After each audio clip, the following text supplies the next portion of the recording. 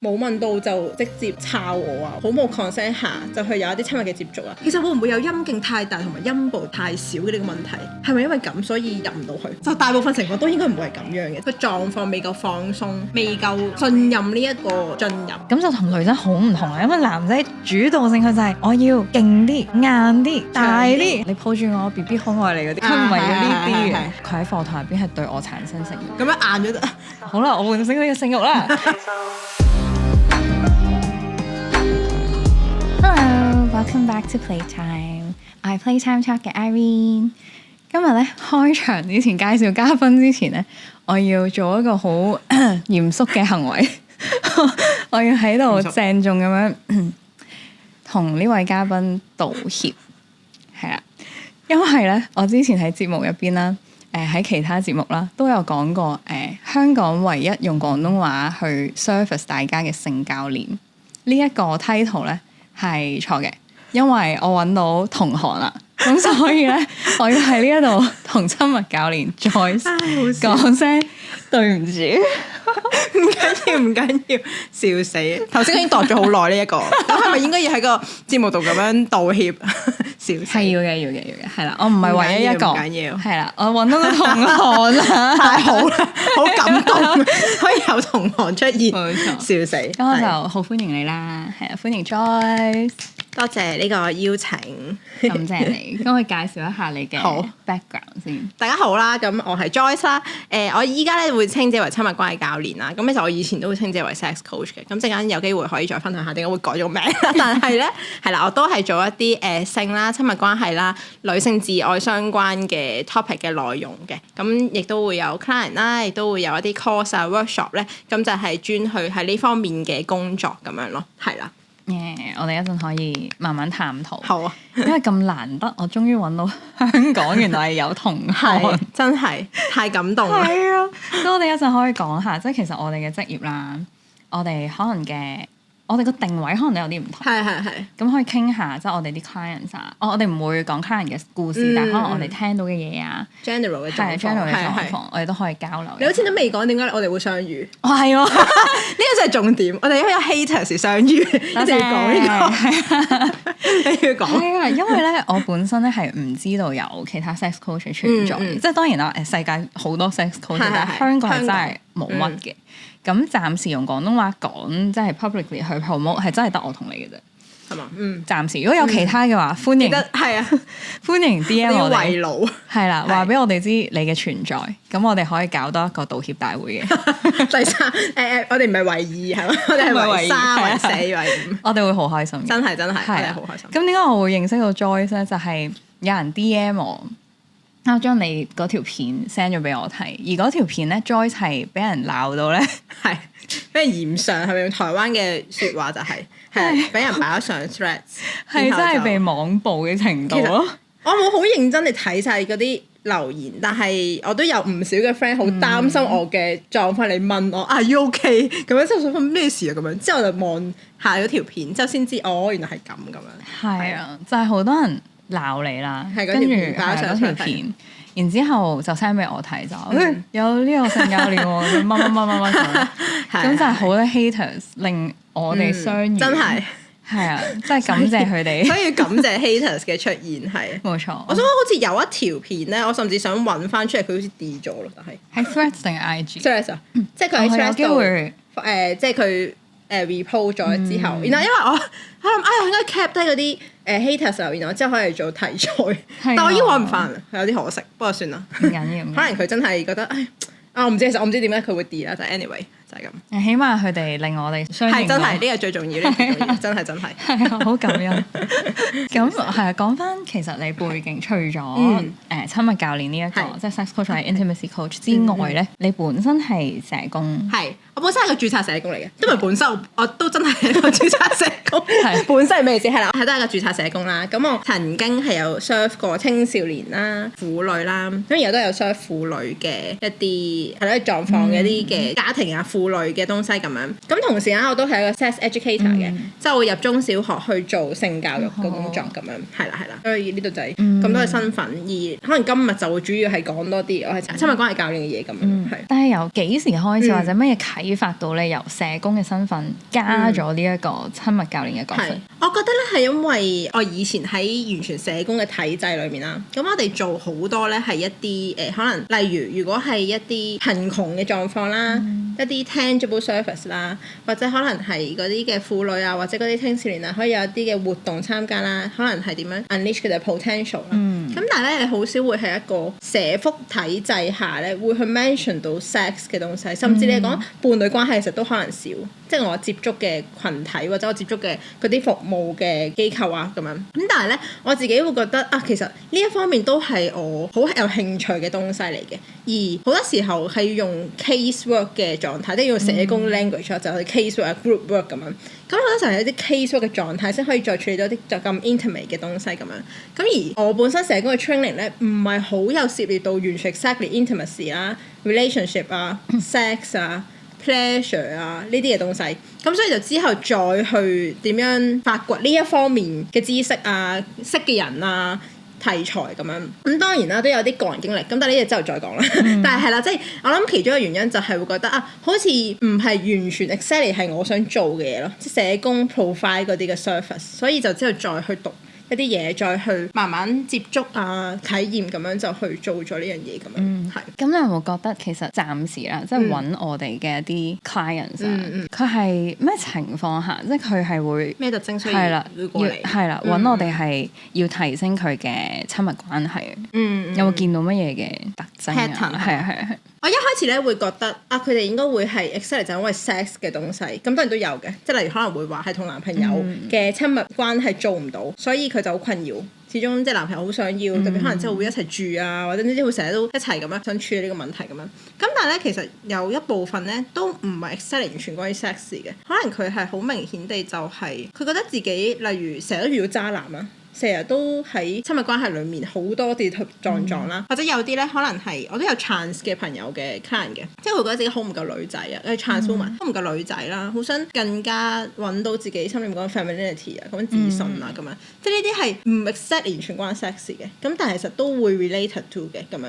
咁有得佢知道我係一個 intimacy 嘅 culture、sex 嘅 culture，佢就會更加容易講關於 sex 嘅東西，即係你可能講同嗰個渣男嘅情況咧，佢唔會淨係好 general 即係可能以前做社工我會接觸嘅，可能佢就會好 general 會話啊嗰個男人點樣對佢唔好，咁但係佢可能而家就會再 specific 講多啲，可能佢冇問到就直接抄我啊，或者好冇 consent 下就去有一啲親密嘅接觸啊，即係佢會講得更加 concrete 啊 explicit 啲，咁所以你話嗰啲特徵其實佢哋又冇乜太多共通點，但係再底層啲嘅東西就可能好多時候都會係可能佢對於自己嘅想要嘅嘢啦 self value 仍然係要去繼續 explore 嘅人咯。如果真係要講好共通點或者一啲特徵，可能會係咁樣。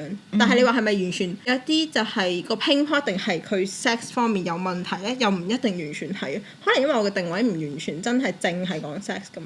呢樣嘢我係好羨慕咗，因為我係甚少有女性係會揾我嘅，好少，唔知係關我嘅可能 channel。我擺出嚟嘅一啲 content 啊，係真係淨係講性呢樣嘢，因為我個定位真係淨係講 sex 咁，我係 sex coach 咁樣。咁可能佢送出去嘅呢個 algorithm 係啦，佢個大數據顯示就係佢係送俾男仔睇嘅。咁所以我翻嚟嘅客咧，真係99% 都係男士，間中有女士嘅，但係好少，真係好少。咁所以呢個我哋一陣可以探討下，即係我哋嗰個定位令到出現嗰個現象就係我係全部都男仔客，然之後全部都女仔客，係真係，係啊，都幾得意呢樣嘢。因為我覺得係佢哋男同女，就算都係喺性呢個話題或者親密關係呢個話題上咧，都已經有好唔同嘅需要，好唔同嘅狀況。係，所以嗰個已經係本身咧，我一開始做都會覺得有少少像一雞兩味，即係其實我咩人都做得㗎，男女我都 OK，但係發現都係唔得㗎。原來會好多某一啲嘅內容係會容易地吸咗某一啲性別嘅人咯。係啊，因為我都有發覺咧，係譬如我嘅定位啦，我係做男士客多嘅。呢個我之前有節目分享過，就係因為我自己認為啦，喺一個性愛嘅關係入邊啦，其實男士要上嘅課係好多嘅，真係係啊。咁所以我嘅 target 會係幫咗男士先，我覺得係比較直接嘅方法，可以幫到。如果淨係講 sex 呢樣嘢，係可以幫到件事快啲嘅。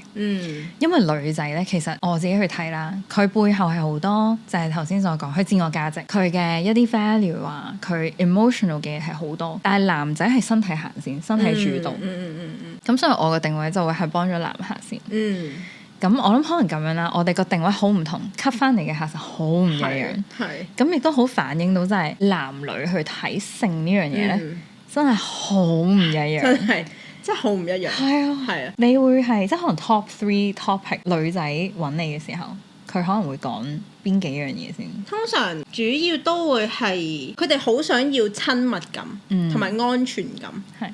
同埋嗰種呢個就係粉紅泡泡，或者係一種甜蜜感，呢一樣嘢令佢哋覺得放鬆，令佢哋覺得呢一段關係唔一定要講嘅話係男女朋友嘅，總之係喺床上面呢兩個人，佢哋呢一種 dynamics 係令佢有種覺得啊，我可以信任呢一個人，而我身體之後先至會再放鬆。即係我諗好多時候，我諗我哋都好同意嘅，即係我成日講嘅一樣嘢就係你冇得逼你個身體去放鬆嘅。有時候女仔個狀態就係覺得有人問過我話，其實會唔會有陰莖太大同埋陰部太少嘅呢個問題？佢就會覺得係咪因為咁所以入唔到去？咁之後我就話其實咧，就大部分情況都應該唔會係咁樣嘅，即係應該唔會有 extreme 嘅情況。但係其實個重點係因為佢哋個狀況未夠放鬆，未夠信任呢一個進入，所以嗰個女仔就會緊咁樣。佢嗰個女仔冇足夠嘅安全感，令佢覺得我係可以同呢個人有更深嘅聯繫。而呢樣嘢我諗係唔係就係單純話我哋點樣呼吸令到陰部放鬆到，係唔係嘅？係一啲好多你肌肉啊，你身體裏面鎖咗好多嘅情緒創傷，對於性嘅 taboo 等等，呢啲要拆解佢先至可以慢慢放鬆。佢唔係淨係譬如我哋做 pelvic floor 嘅 training，盆底肌訓練之前有幾集都有講，當然嗰啲有幫助生理上，係嘅，一定係嘅。但係喺女性即係喺性愛層面啦，佢係放唔放鬆到佢係背後好多層，係啊，推進落去，冇錯。而呢一個係同男仔對性呢樣嘢個睇法係好唔同。即係嚟揾我嘅男仔客啦，頭幾個 topic 啦，都係咯，想知係咩咧？提升技巧。勃起障礙，我估係呢個勃起障礙啦，係啦。勃起障礙咧有分幾種嘅，佢嚟揾我哋有幾個唔同 topic 都多嘅。一個就係不舉啦，一個早泄啦。咁另外一個反而應該話最多人問嘅係時軟時硬。因為呢一種點解會揾我最多呢？係因為如果佢係本身不舉或者早泄，佢係生理上問題，佢已經去睇咗醫生啦。咁或者佢係覺得即係長期佢得呢個狀態啦，咁佢已經揾咗其他嘅專業人士幫手啦。咁但係點解會揾到 sex coach 性教練去幫手呢？就係時軟時硬，佢係表現不一致啊。咁佢唔係生理嘅問題，係心理嘅問題。但係佢心理嘅問題又唔係創傷後遺症嘅時候，其實性治療師佢嗰種嘅方式未必完全 cover 到佢需要幫助嘅地方。咁反而性教練嘅層面，我哋幫佢提升㗎嘛，同埋幫佢揾佢背後一啲，譬如我哋用身心學啦，你真係 mind and body 嘅嘢，未必係醫生同治療師會做嘅嘢嚟㗎嘛。咁變咗呢一班人，佢就會去尋求性教練嘅幫助。咁所以我收得最多男士嘅話，會係講 performance 嘅嘢，咁就同女仔好唔同啊。因為男仔主導性佢就係我要勁啲、硬啲、大啲、耐啲，係啦，全部都係講我身體 performance， 我要點樣去提升佢。但係調翻轉女仔係講緊點樣放鬆，係咯，放鬆。我諗放鬆背後係講緊佢能夠享受到呢一個 sex 咯。即係放鬆係佢一嚟，可能始終喺香港個背景啦，或者大家 general 社會嗰種 taboo 咧，都好少會一嚟個女仔同我講就係我想點樣享受更多 sex 咁樣。咁但係佢哋會可能講多啲就係個問題於佢同伴侶有呢個障礙，有呢個緊張，好唔知點咁樣。咁其實幫佢慢慢拆嘅時候，佢就會發現哇，原來其實咧，我喺 sex 度都想點樣點樣嘅喎，我都想個伴侶可以點樣點樣幫我，但係 realistically 就真係唔能夠做到，亦都冇呢個空間討論添啊！佢根本都冇知道，哇，原來個男方可以咁樣幫我㗎，係冇呢個概念㗎。咁但係當佢慢慢拆解佢嗰啲 taboo 啊、嗰啲 trauma 嘅時候，佢就會多咗 capacity 去想像啊，即係創造啊。即係我嘅 course 其中一個單元咧，就係先拆解咗本身社會對你嘅 taboo，後去 create 其實你想要嘅咩 sex。因為個問題係佢哋根本本身都冇呢個空間去諗啊，佢仲點可能有知道自己想要咩咧？咁樣。因為呢個好有趣咧，係因為我係站於男客嗰個角度啊。係我哋可以係男客，我哋而家就兩個 client 嘅對話。平時唔可以你咩㗎係咪？喺呢個係好有趣，因為男仔個角度咧，佢就其實啦，譬如你講你嗰個單元係有幫佢講，其實社會係造成好多嘅禁忌，即係對性嘅睇法。女仔本身原生家庭又好，社會又好，佢已經覺得性呢樣嘢係禁忌，係唔好嘅、污糟嘅。同樣地，其實男仔都係咁樣覺得。調轉係壓力啊！佢必須要有呢樣嘢，我先係一個男人。佢嗰種壓力就係我要即刻硬到，我要即刻射到，我先至叫做哇好 man 啊！即係嗰個感覺。但係反而呢樣嘢令佢有好多嘅羞恥感，佢會覺得其實呢樣嘢係造成好大壓力，就會令到佢有表現焦慮。所以就係哇，我可以代，我哋而家即刻好似真係我哋嘅女同男客嘅對話，就係女仔會話其實咧。其實你硬唔硬到或者射唔射到咧，其實呢個真係唔係最重要咯，而係究竟你有冇俾到足夠嘅安全感，或者再升一步就係嗰種親密浪漫嗰種感覺佢，同埋亦都有一啲女仔會中意嗰種被佔有感，但係被佔有感咧又要係浪漫嘅，即係唔係真係嚟啦，即係又唔係完全唔顧佢感受，但係係令佢覺得呢個男人好着緊佢，呢個男人好在意佢。好想同佢好深嘅聯繫咁樣，即係呢一啲嘅感覺咧，其實唔一定係關你究竟射唔射到、硬唔硬到事。我之前有一條片都係有一個主持人問我，即係另一條片就問我其實長度或者咁重要，然後我就講咗一啲嘢，就話其實佢唔係完全嘅 factor 咧，都有其他嘅因素，例如可能你嘅技巧啊，你嘅頭先講嘅親密感啦。即係下面就有個留言話：你講咁多嘢啊，咁其實都係因為唔夠長，需要彌補咁樣。即係哇！我呢個之前條片已經解釋過，係嘛？解釋過係嘛？我有講過就係 exactly 呢樣嘢太長係會痛㗎，太長係一個困擾嚟㗎，大家真係㗎，真係㗎，你夠用就得㗎啦，真係。但係嗱，我哋頭先講嗰個女仔嘅心態係咁樣啊。但係反轉男仔嘅心態，其實我都好需要被愛嘅。呢個好多人忽略嗰個位啊。男仔唔一定係做佔有嗰個，雖然呢一個係好正嘅一個 fantasy 又好，增添溫度。但係好多人忽略嘅係男仔都好想感受到嗰種 intimacy。我同你好親密，但係當然男仔未必話你抱住我 BB 好愛你嗰啲，佢唔係要呢啲嘅。佢係要嗰種我被看見，呢一種親密感，其實係一個好惡性循環嘅。即係點解女仔會俾唔到呢一種嘅價值或者呢種肯定俾男仔咧？就因為女仔佢自己都好懷疑到，其實我可唔可以俾到呢一種嘅關心你，或者佢都唔係好知發生緊咩事。其實佢完全唔係想去責怪個男方定係咩，而係佢都好責怪自己啊。點解我唔得嘅？即係佢覺得自己都滿足唔到男方，咁佢就會覺得咁我點樣去俾到你想要嘅愛或者想要嘅價值咧？我用翻女嘅角度，女嘅客人嘅角度就係覺得，如果我可以好享受到呢個性，我可以表達出一種好，例如好享受啊，甚至係呻吟啊呢一種狀態咧，咁個男方就一定覺得好正啦。就一定覺得男方好覺得自己就係做到嗰個男性要有嘅俾女性嘅感覺，咁佢就會覺得我就因為呢樣嘢做唔到，所以就覺得呢個就係令到你覺得唔被愛。但係其實好似你咁講，就係個重點可能唔係要你享受得哇點樣好似 AV 女優咁樣，而係個重點係佢有看見，就算你好大壓力或者你就算唔來，即係係啦，個長度時間唔耐，但係佢都感受到嗰份彼此嘅親密，或者你已經好努力啦咁樣咯。係啊，係啊，呢個就係我哋代表嘅男方同女方，好搞笑啊！但係佢中間佢哋兩個係冇溝通過，係。而我哋就喺中間咯。其實如果你兩個溝通，我哋可以唔使做咯，但係我哋可以退休。係啊，退休真係。但可能就係大家，即係我哋成日話咩做事後檢討咧，好似事後檢討都唔係真係好事後檢討，即係啲事後檢討就係話，你享唔享受咁樣，即係或者 O 唔 OK 即係講係你講完幾句就收聲，但係唔係咁解嘅事後檢討，事後檢討唔係就係問你覺得 O 唔 OK 享唔享受就完嘅，係真係要再成熟地去可能處理一啲。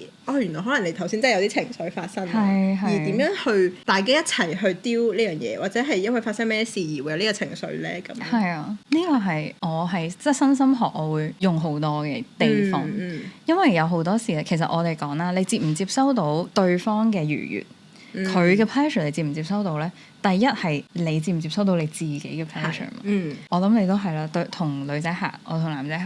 第一課係去幫佢 connect 翻自己先，係無論佢係可能清理緊，係啦，佢可能以前嘅一啲框架啦、羞恥感啦、自卑心啦，又或者佢係 feel 唔到同自己嘅 connection， 佢將性呢樣嘢變成一種 routine，佢係慣咗係咁就係咁。係一種發泄責任，係啦，咁佢就已經冇咗享受嗰個過程，咁所以第一堂都係同自己 connect 翻先咯。係啊，係啊，呢個絕對係我覺得男女一樣，真係呢個任何性別都係嗰種，我覺得同自己身體連結呢樣嘢咧，可能我覺得係好事嚟嘅，就係而家有越嚟越講得多嘅，即係講緊嘅就係例如無論係情緒啦，定係真係身體嘅感覺要多啲連結啦，但係會比較少就係其實我哋性呢樣嘢本身咧，其實就係幫緊我哋去連結嘅。我哋先退下一步啊！我哋唔好諗話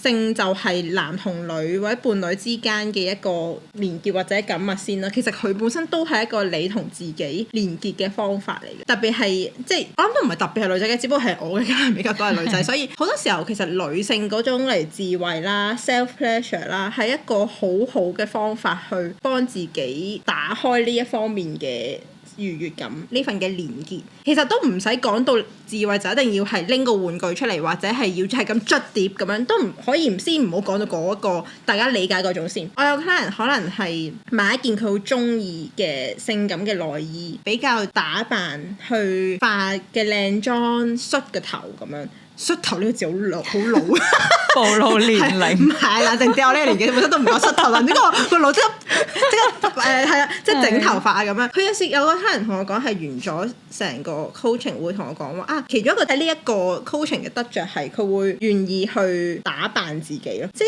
呢樣嘢係為咗佢自己。係啊，即係嗰種愉悅，大家可以再褪後啲。我哋可能大家覺得我哋講 sex 一定係講緊自慰啊，要攞個唔知咩玩具出嚟，呢啲都重要，當然都好重要。但係我哋都可以唔使一定講呢，就係嗰種對自己嘅連結係我願意花時間花心機喺自己身上，而唔會覺得自己唔值得。因為你知道哇，原來呢個身體咁勁嘅，原來呢個身體咁 beautiful 咁 powerful 嘅咁樣咯。係我站於男客嘅角度啦，佢第一堂咧，因為男仔可能頭先講嘅就係社會框框，佢嘅壓力係。我反而佢嘅連結咧，同自己個 self pleasure 咧，我係打破佢由細到大打飛機嘅嗰種習慣，抹晒佢，重新嚟過。佢哋做得最難，但係亦都係最大最 powerful 嘅一個打開啟呢對門嗰個位咧，係佢真正感受身體嘅 sensation。佢哋好習慣係我視覺上。聽覺上 OK， 我睇到個 A 片，我接收到咯，我興奮，我打飛機，我射完結。但係真正去翻最原始感受身體，你要聆聽身體俾你嘅 signal。咁我會帶領佢哋做一啲身心嘅學習嘅，咁用呼吸啦，然後感受嗰一種嘅能量，即係可能由後頸呢啲位置，佢一路 feel 到一種嘅吉吉地啊，開始有啲 stimulation 啊，有啲興奮感啦，跟住慢慢再帶佢由身體去手啊，呼吸啊，慢慢去撫摸自己。咁有好多男仔去到呢度已經棘住咗，因為呢個對佢嚟講就係羞恥啦。好難。男仔點解要咁係樣咧啊？唔使咁樣噶嘛，硬就硬噶啦。佢覺得好似神仙丁㗎都係。但係呢個唔係啊，你真正了解自己嘅 pleasure，了解自己身體，就係要去翻呢啲最基本嘅基本功。係啊係啊。所以我第一堂多數就係帶佢行翻呢條路先咯。咁就同女仔 client 好唔同，即係女仔 client 可能佢去 discover 自己嘅美麗啊、內在嘅一種 feel， 佢係要好感受到 powerful 呢樣嘢。男仔係調翻轉，將 power 呢樣嘢攞走，你反而係 strip to the basic，係真係冇晒所有呢一啲好花巧嘅嘢。所以好特別啊！呢個其實係將女仔同男仔嗰種既定印象，大家均勻下。即係頭先講，就係男仔係太覺得自己好犀利，女仔就覺得自己太唔犀利，其實可以均勻下。頭先就係話，頭先仲話嗰係都係咁嘅，就係講話被愛同愛啊，係好似係即係男仔好想係男仔覺得唔係應該話男仔個既定印象就覺得我要俾人，然後女仔就係覺得我要即係收得好好，然後讓你有感受到我就係收得好好，係反應係啦。但係其實都可以唔係嘅，可以女仔都可以俾下愛，男仔都可以反應下，咁樣咪可以均勻啲咯。件事係咪就可以係啊？我同意呢一個嘅講法係嗰個女仔咧，就係關於智慧咧，就係佢哋冇嘢抹啊，佢哋根本係零啊，即係對於智慧呢樣嘢咧係冇任何概念啊，即係由零開始去 explore 呢樣嘢，去探索呢樣嘢，已經對佢嚟講係唔咁容易。有一次其實我諗我哋可能讀嘅嘢都會關於身心學啦，所以咧我都會帶女嘅 client 去做呼吸啦，讓到自己去讓身體去流動啦，讓身體去喐啦。有可能係真係哇！你叫我合埋眼，叫我呼吸，我已經覺得周身唔聚財咁樣。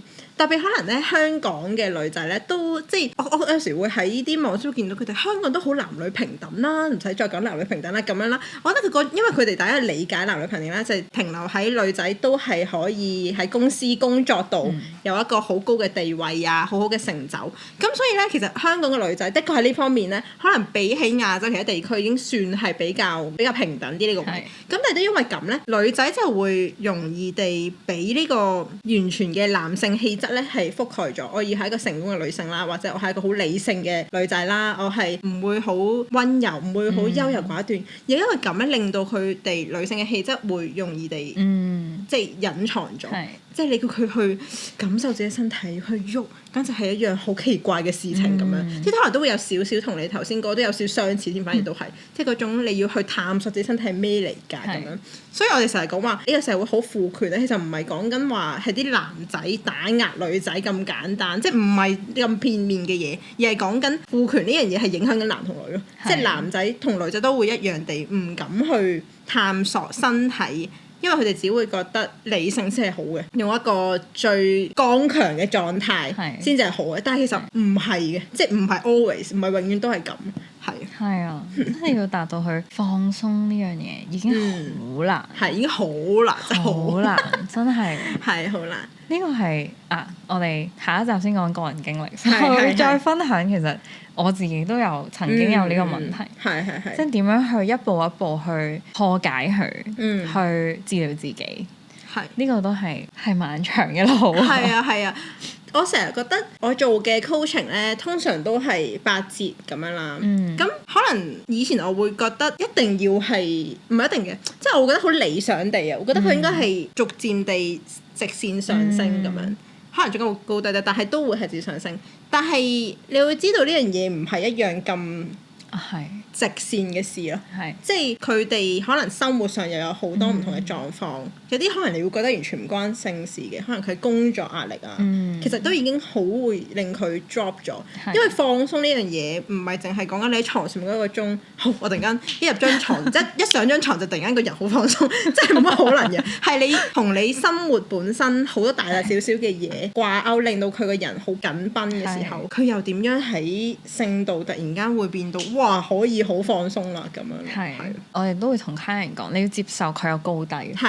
你第一唔好 expect 嚟到第一堂你就 magic 完成啊，呢個冇可能噶。咁但係你嗰個我哋叫 learning curve 啦，你學習嗰個你當係一個好似 graph 咁樣，佢唔會真係咁樣上嘅，佢必定會咁樣嘅。你要接受佢有低嗰個位。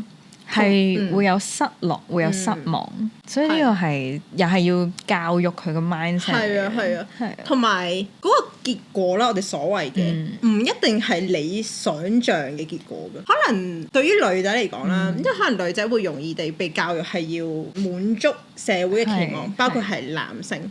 可能一開始佢會揾我，會覺得我好想可以滿足到，冇話滿足嘅，其實佢都唔係話完全話滿足男性，但係至少希望同佢嘅性行為係契合，能夠令到男朋友係覺得舒服嘅等等。但係做下呢，我哋嘅 session 呢，佢會發現其實佢對於性佢真係冇好大興趣。即係已經係有好多唔同嘅探索，佢會發現原來自己真係冇乜太大興趣。咁其實呢樣嘢係咪一個問題咧？其實佢唔一定係個問題嘅。所以呢一樣可能同你一開始你諗嘅我諗住過嚟係解決，點知原來發現真係喎。咁但係呢樣已經好唔同啦。即係你覺得係問題，同你越發現你真係唔中意，其實已經你會見到原來呢個先至係我真係想要嘅嘢咯。係啊，呢個都係會同佢哋解釋嘅。你有好多個發展嘅空間，即係你嚟到係探索自己。係呢個係一趟旅程，中間佢會發生啲乜嘢，個結果係點樣，你唔知嘅。係啊。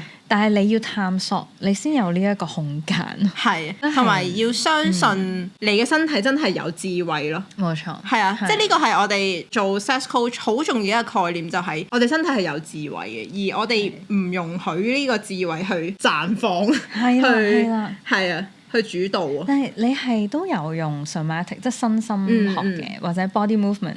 身體體驗嘅一啲技巧去做 coaching 㗎嘛？係，即係我哋好多時候會做一啲呼吸啦，或者係一啲帶佢做啲身體練習啦。因為我自己 background 嘅 course 都會係一啲關於 Tantra 啦，係一個印度嘅比較古老嘅一個宗教啦，比較靈性嘅東西。而同時間咧，自己可能一啲社工嘅學習咧，都係一啲比較輔導上啦，可能言語上，咁可能嘗試都將兩樣嘢結合，就唔係完全淨係得言語，或者唔係完全得身體嘅練習。同埋講真，有一啲嘅 client 你唔可以一嚟就同佢做身體練習，佢都會覺得做緊啲乜嘢咁，佢會可能下一次唔再見。咁但係啦，咁但係都唔係淨係得言語，即係可能帶佢點樣去探索自己嘅身體啦，去摸啦，去做呼吸，去連結可能自己嘅子宮啦，自己性嘅能量啦。咁呢啲都會去做嘅咁樣。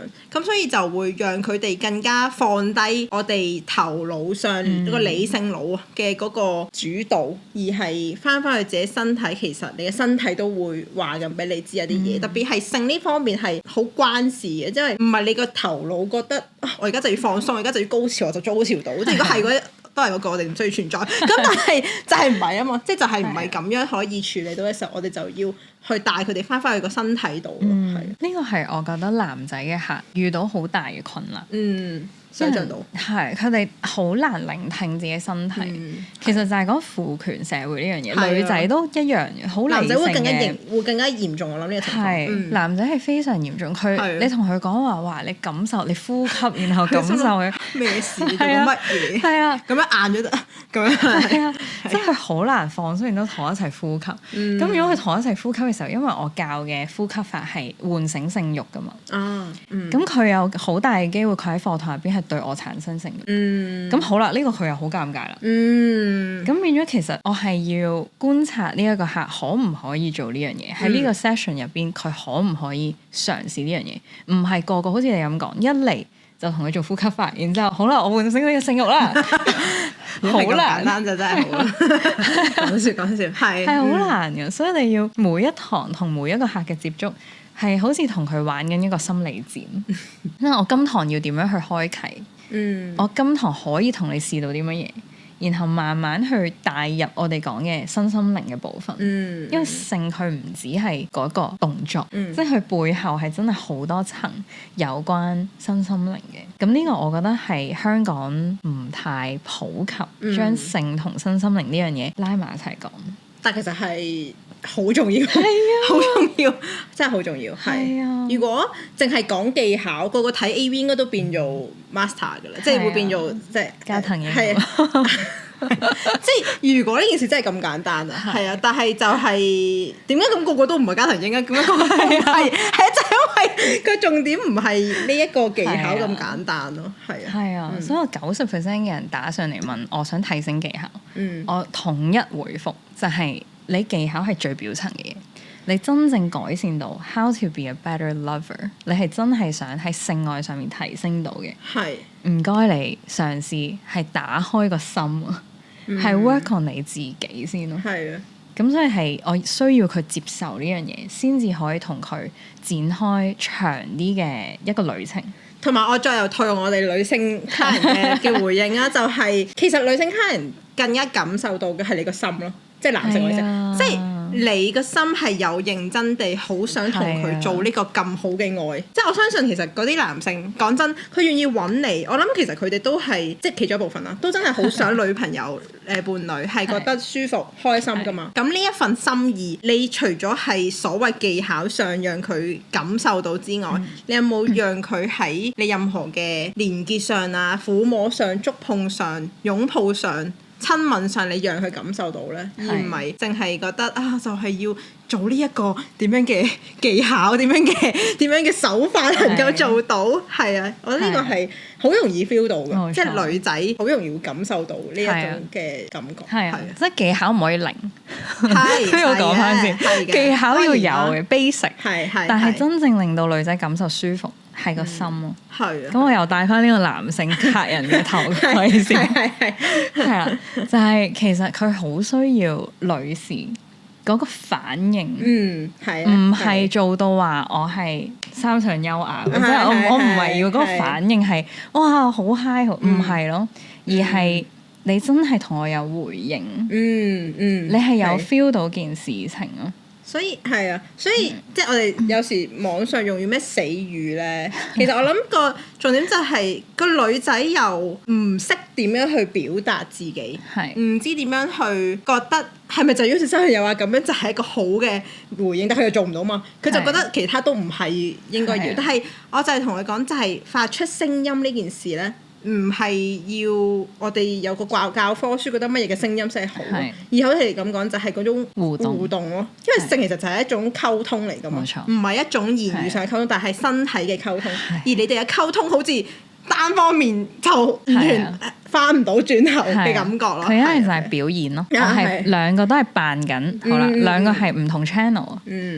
但係其實當你真正做自己，你係互相交流緊嘅時候，先至係好嘅性愛，同埋可以互相地調節到咯。冇錯，係啊，即係女方會讓男方。我成日都同女仔講就係好好嘅，即係你唔可以要求個男仔做到你想做嘅嘢，因為你都唔同佢講嘅，即係佢鬼知你想要咩咁樣，你都同佢講先得嘅。咁但係講出口呢樣嘢已經好勁㗎啦，即係你要讓佢講得出口，就係背後嗰啲佢根本都唔敢去講出口，佢會覺得唔好啦。大家都覺得如果講出口，我就係好似好奇怪，好多要求啊咁樣。但唔係㗎，其實個男方真係想你有回應嘛。好似頭先咁講，係聽住頭先男性客人嘅 coach 就係講呢樣嘢，就係你就係讓到男性知道其實你想要咩咧，或者呢個回應係啲咩咧咁樣。係啊，好正呢個，我哋真係可以講好耐啦。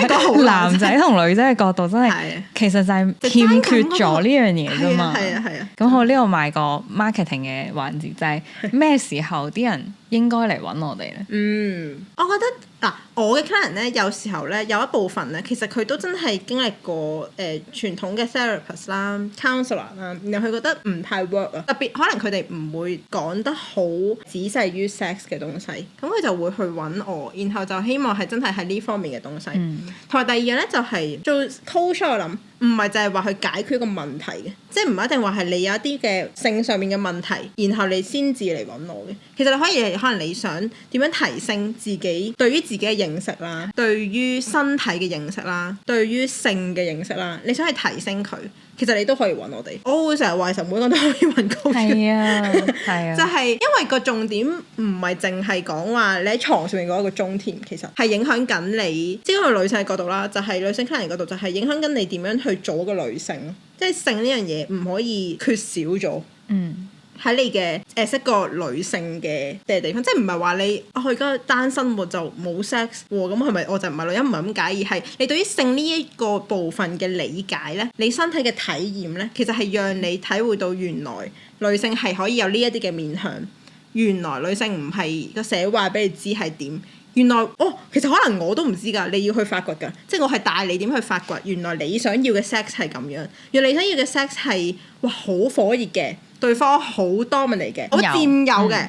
但有啲咧係好中意被撫摸嘅，被好浪漫嘅。你中意嘅嘢係咩咧？呢樣嘢其實都已經係一個好大嘅對自己嘅理解啦。係啊，我絕對認同，係每個人都可以去揾 coach。係啊，因為你係提升，你會有得着，係對自己認知嘅得着。咁有好多男性嘅 client 佢都係單身嘅，即係喺我呢個角度咧。佢單身做咩要揾我咧？係咪？即係除咗嗱個別例子，我哋下一集會講係個別例子嗰啲係騷擾嘅 case。係，陣間再講呢個係啦，講可能有3集嘅啫。係啊，呢個騷擾嘅例子就例外啦。但係佢係單身，點解要嚟揾 coach？就係好似你咁講，其實男仔同樣地需要去有自己嘅認知。佢其實自身好大嘅壓力，佢嘅框框。呢個都係可以靠 coach 去幫你去化解或者去了解多啲自己，咁亦都準備如果佢係想有伴侶嘅，佢點樣去迎接呢段肉體上面嘅提升咧？即係佢都要去做準備噶嘛。咁所以呢個都係一啲得着啦。咁加上就係佢係想有改變啦，想提升啦。咁男性有少少唔同，可能就我會首先係要同佢分析咗佢係生理疼痛，佢生理上有問題，有痛有異樣有不適，佢必須要睇咗醫生先嘅。咁我會幫佢梳理咗呢樣嘢先。